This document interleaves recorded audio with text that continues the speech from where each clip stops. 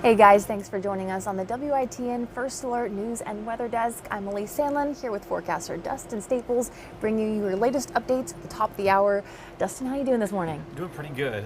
We need some vitamin D here because this rain. I know, some sunshine. I'm sitting over there in our weather center putting our article together, and I'm just got this of sleepiness over me. I'm sitting there and I'm like, I have a show in an hour. I got to get ready for the news. I know, it's groggy outside. It makes you feel groggy. It's just not a fun combination overall. Yeah. But we will get into more weather later and kind of have a full update there. First, we're going to jump into some news where 2 men have been arrested for drugs in Roanoke Rapids.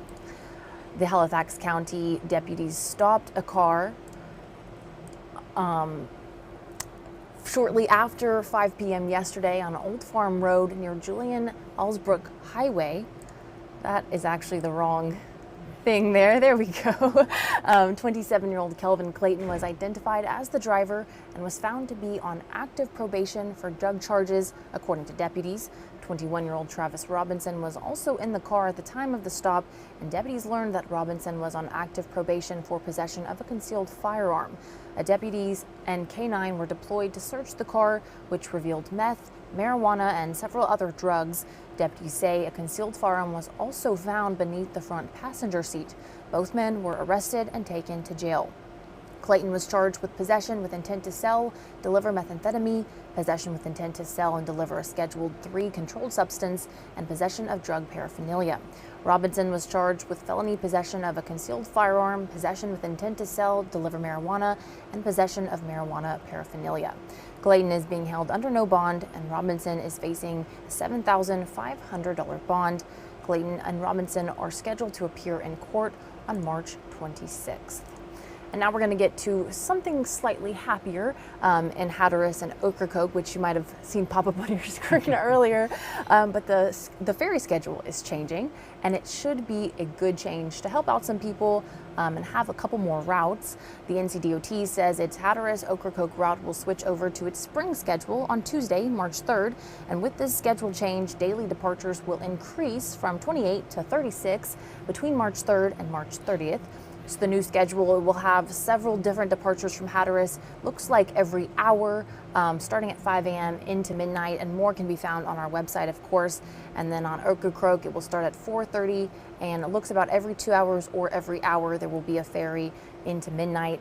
And you can check out our website for that full schedule. It'll be nice to have more people get out there on the ferry, accommodate for spring temperatures, which hopefully we'll be seeing soon. We will. Tell us good news. Yeah, next week, maybe. I was talking to somebody earlier. We said we're going to push 80. We might next week. We'll see. Wow. We'll see.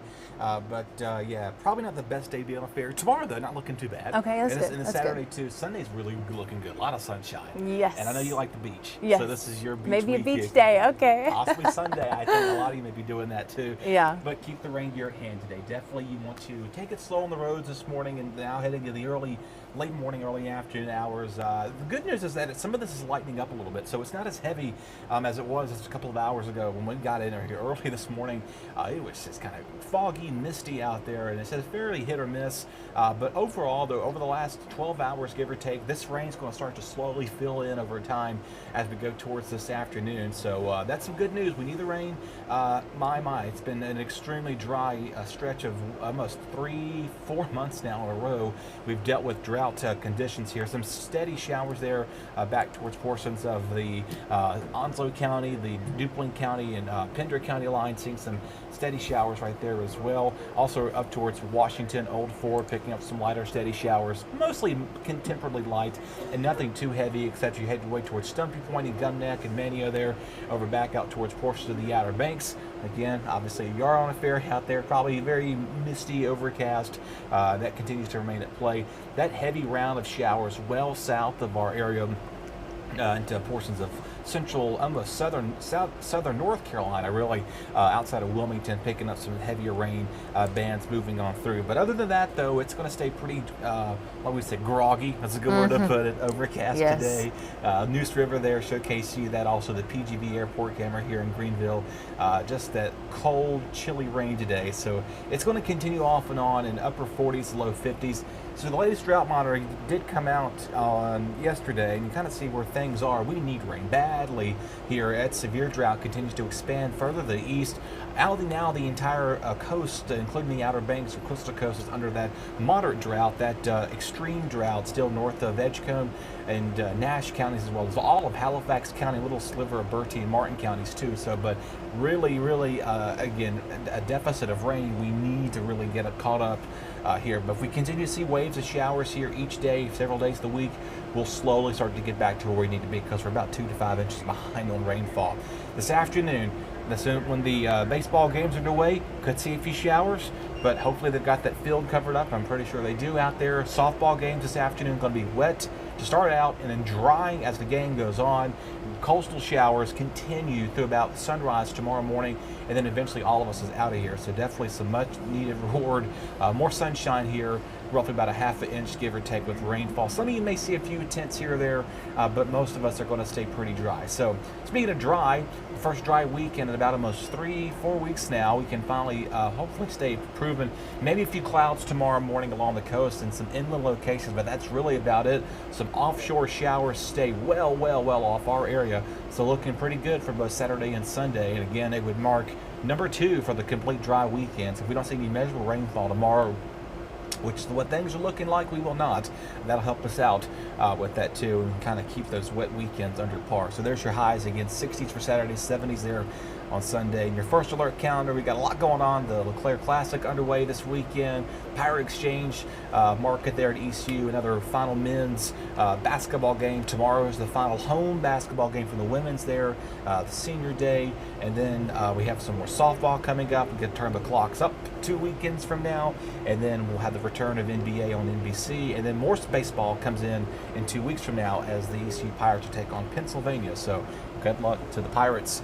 As for us locally here, 60s like I mentioned there tomorrow. Not too bad of a wind. Winds begin to pick up, slightly sunny afternoon, but not terrible. A south breeze picks up, so it does make it feel tolerable out there. Chilly and cold start on Monday morning. We can have wind chills back down to the 20s and 30s again as we begin the day, and then it gets better every day next week, minus those rain chances Tuesday.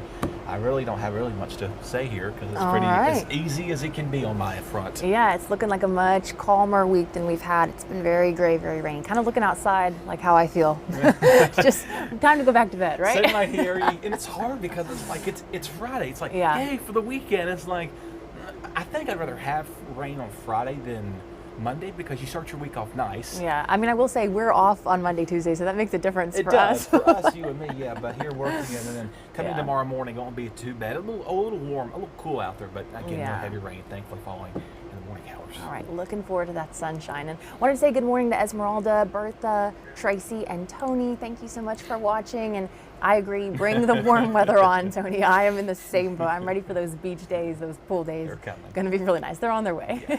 Well, thank you so much for joining us, and join me back here at noon for your next update. Dustin will be, on the noon show, so make sure to tune in for that as well. Thanks for watching.